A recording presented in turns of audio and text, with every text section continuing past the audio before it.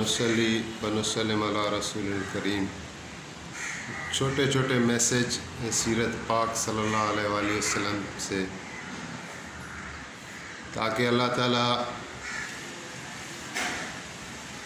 ان messages کو میرے لیے اور آپ سب کے لیے ہدایت کا ذریعہ بنائے، اور ہمیں اللہ تعالیٰ کے مبعوث کردہ دین کی زندگی کے اندر قدر کرنے کی توفیق ہو، تاکہ بروز قیامت ہم ان لوگوں میں شامل نہ ہو جائیں جو نقصان اٹھانے والے ہیں۔ تو سیرت پاک سے ایک مثال میرے ذہن میں آئی ہو، میں نے سوچا کہ آپ لوگوں کے ساتھ شیئر کر دیں۔ وہ یہ ہے کہ جناب نبی علیہ السلام 13 سال مکے میں رہے اور مکے والوں کو دعوت اسلام دیتے رہے۔ تو ایک مرتبہ مشہور واقعہ ہے کہ ابو جہل نے کہا، کچھ کنکریاں ہاتھ میں لے کر چھپاتے ہوئے آیا حضور کی خدمت میں اور کہنے لگا کہ اگر آپ مجھے بتا دیں کہ میری اس مٹھی میں کیا ہے تو شاید میں کلمہ پڑھ لوں، میں مسلمان ہو جاؤں۔ تو آپ نے فرمایا کہ میں بتاؤں یا جو چیز تمہاری مٹھی میں ہے وہ خود بتائے۔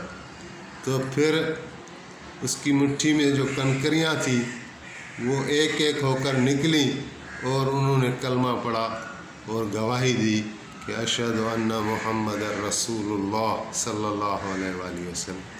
تو اس پر بھی وہ ایمان نہیں لایا، وہ کہنے لگا کہ وہ آپ تو ہم سے زیادہ، ہمارے خیالوں سے آپ زیادہ جادوگر ہیں۔ تو اسی طرح حضرت علی نہج البلاغہ کی کتاب میں ایک واقعہ درج ہے کہ آپ فرما رہے ہیں کہ یہ کفار مکہ نے ایک مرتبہ نبی علیہ السلام کو ایک درخت کے لیے بولا کہ اس درخت کو آپ اگر بولیں اور یہ اپنی جگہ چھوڑ کر آپ کے لیے آپ کی گواہی دے تو ہم مان لیں گے۔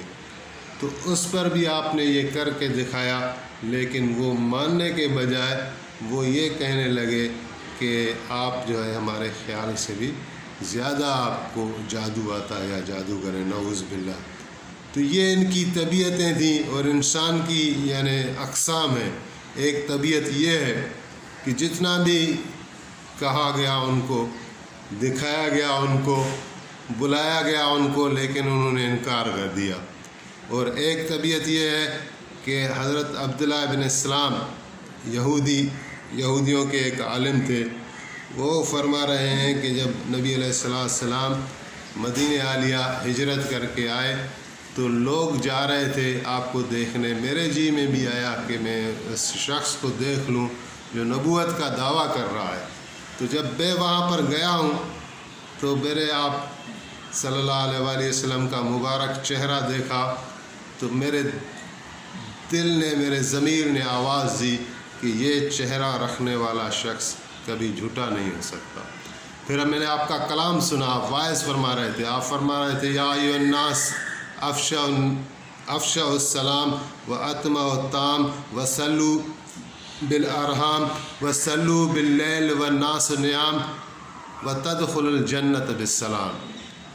یعنی اس پہ بھی ایک بڑا میسیج ہے۔ آپ صلی اللہ علیہ وسلم نے فرمایا کہ لوگوں، انسانوں سلام کو عام کرو، السلام علیکم السلام علیکم السلام علیکم، سلام کو عام کرو اور طعام کھلاؤ لوگوں کو، اور صلہ رحمی کرو، رشتہ داریوں کو جوڑو، اور صلو باللیل والناس نیام، اور اس وقت نماز پڑھو جب لوگ سوئے ہوئے ہوں رات کو، پھر آپ جنت میں سلامتی کے ساتھ داخل ہو جاؤ بغیر روک ٹوک کے۔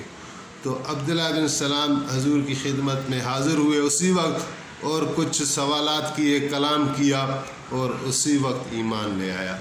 تو یہ بھی ایک طبیعت ہے کہ اللہ تعالی ہمیں بھی نور ہدایت کو پہچاننے کی اور اس کو قبول کرنے کی استعداد اور توفیق دے، اور جب ہمارا اختتام ہو تو اختتام بالخیر ہو۔ وما علینا الا البلاغ المبین۔